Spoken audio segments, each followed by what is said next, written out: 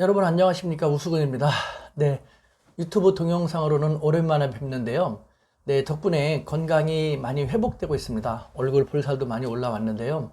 건강이 다 회복이 되면은 여러분들에게 좀 더 다양하고 참신한 그런 포맷으로 찾아뵐까 합니다. 그때까지 기다려 주시기 바랍니다. 네, 오늘은요, 우리 사회에서 중국에 대한 인식이 상당히 안 좋습니다만, 감정적으로 인식이 안 좋은 건 뭐 어쩔 수 없다 하더라도, 그래도 이성적으로 활용할 여지가 있으면 적극 활용해서 우리의 번영에 뭐 적극 활용하면 어떨까라는 그런 의미에서 우리가 간과하기 쉬운 거에 대해서 한 가지 공유할까 싶어서 여러분을 찾아뵙습니다.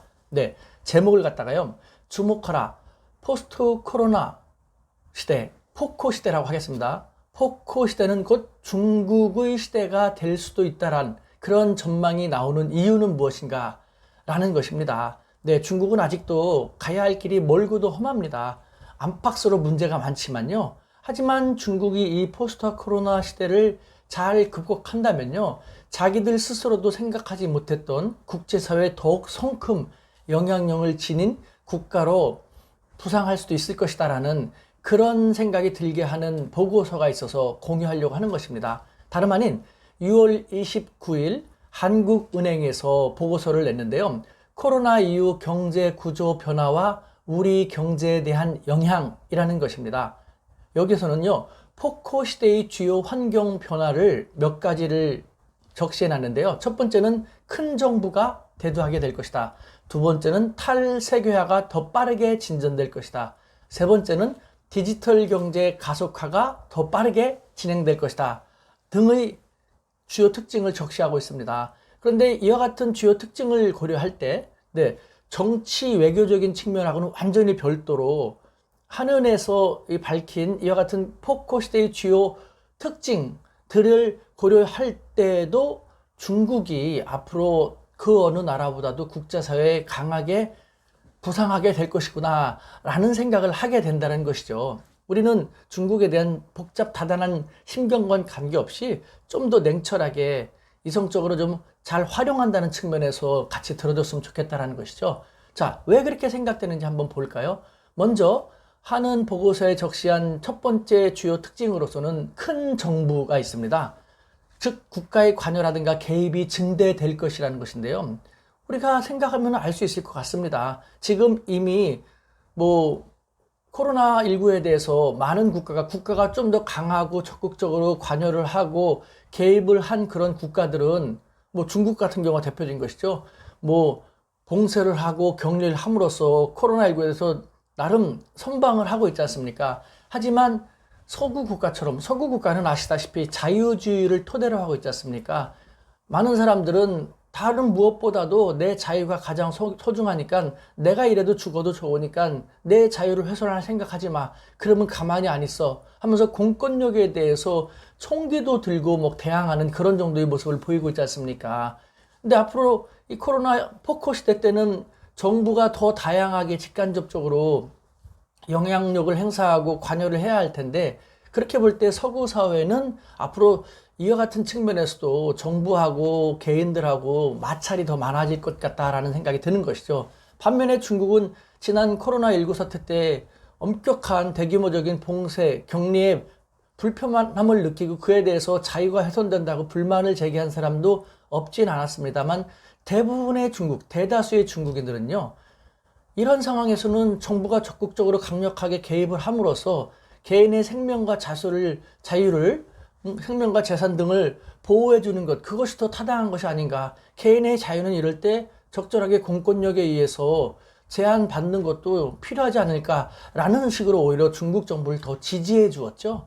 이런 식으로 큰 정부가 점점 되어질 텐데 서구는 혼란이 예상되지만 중국은 그렇지 않고 단결되면서 나아갈 모습을 보이기 때문에 유리할 것이다라는 생각이 드는 것이죠.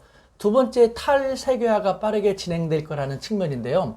네, 글로벌 공급망과 교역이 위축되면서 탈세계화가 지금 진행되고 있습니다. 각국은 보호무역을 강화함으로써 자국의 산업을 보호하기 위해서 많이 노력을 하고 있는데요.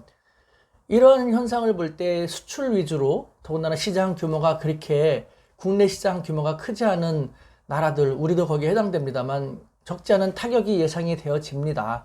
이에 비춰볼 때 중국은요, 뭐 아직도 엉성한 것이 많습니다만 개발되지 않은 영토도 많습니다. 자급자족이 가능할 정도의 시장, 잠재적인 시장도 있고 또 그만큼 발전할 수 있는 광활한 영토가 있는 것이죠. 코로나19 이후 중국 정부는 발빠르게 엄청난 예산을 쏟아붓다시피 하면서 SOC라든가 산업단지 개발 혹은 일자리 창출에 역점적으로 나서고 있죠. 그러면서 보호무역주의가 강화될 것, 탈세계화가 강화될 것을 예측을 하면서 소비시장을 강력하게 진작하겠다 하면서 뭐 고급 소비시장, 중급 소비시장, 뭐 저급 소비시장 등등등 다양한 소비시장 조성에 막대한 예산을 쏟아붓고 있는 상태인 것이죠. 이와 같은 측면을 고려할 때 탈세계화라는 것도 중국은 글쎄요, 뭐 어느 정도 피해는 불가피하겠지만 다른 나라들보다는 피해를 덜 받으면서 오히려 자국의 소비시장을 더욱 다양하고 강력하게 진작시키는 쪽으로 발전시켜 나갈 가능성이 다른 나라보다 더 크지 않을까라는 생각이 드는 것이죠. 세 번째, 비대면 활성화로 디지털 경제가 가속화될 것이라는 것인데요. 디지털 경제로 급속 전환하게 된다는 것이죠. 그런데 우연이건 뭐 어찌됐건 중국은요, 코로나19 발생 전서부터 AI라든가 디지털 등 5G 산업 육성에 매우 적극적으로 나섰습니다. 여기에도 엄청난 예산을 투입을 해왔는데요. 예를 들면은 그러다 보니까요, 코로나19가 발생한 다음에 어느 정도 시점이 지나서 전 세계에서 가장 빠르게 학교들, 초등학교부터 대학교까지 온라인 수업으로 재개한 것은 바로 중국입니다. 물론 중국도 전혀 준비가 되지 않은 상태입니다. 온라인 수업에 대해서 코로나19 전에는 거의 준비가 안 된 상태였거든요. 하지만 국가가 강력하게 개입을 함으로써 이대로 계속 할 수는 없다. 해라. 온라인 수업을 해라. 문제가 생기면 그때그때 수정 보완하면 된다. 거기에 필요한 예산은 국가가 다 지불할 것이니까 온라인 수업 해라. 그러면서 엉성하고 준비가 안 된 상태에서 하다가 문제가 생기면 수정을 하고 또 문제가 생기면 수정을 하고 그런 식으로 해서 지금은 온라인 수업을 상당히 우리하고는 비교가 안 될 정도로 체계적으로 빠른 시간 내에 자리 잡아갖고 하고 있는 상태인 것이죠. 이와 같은 측면만 고려하더라도 더군다나 AI라든가 아니면 블록체인이라든가 디지털 금융 같은 경우는 이미 중국이 가장 앞서 나간다는 소리도 나올 정도지 않습니까? 결국 이 세 가지 포커 시대의 가장 중요한 특징만 보더라도 앞으로는 중국이 더욱 실컷저컷 부각되게 될 것이다 라는 것, 저는 그런 생각을 지울 수가 없습니다. 네, 중국을 떠올리면 상당히 정말 복잡 다단한 심정이 들지 않을 수 없겠는데요. 하지만 어떡합니까? 실컷저컷 우리 옆에 있습니다. 그 중국 때문에 우리가 얼마나 많은 피해를 봅니까? 환경 피해도 그렇고 미세먼지도 그렇고 요번에 감염병 문제도 그렇고요. 불법 어업 문제 등등등. 그런데 우리가 계속 피해만 볼 필요는 있습니까? 이 중국으로부터 피해를 본다면은 반면에 중국을 잘 활용함으로써 협조함으로써 중국으로부터 많은 우리가 이득도 창출하는 것이 좋지 않을까라는 생각이거든요. 그렇게 볼 때 앞으로 포커 시대는 중국이 더욱 두각을 나타낼 수밖에 없고 또 중국은 아직도 개도국 수준이기 때문에 많은 측면에서 외국 기업과의 기술 교류라든가 경제 협력 등도 많이 필요로 합니다.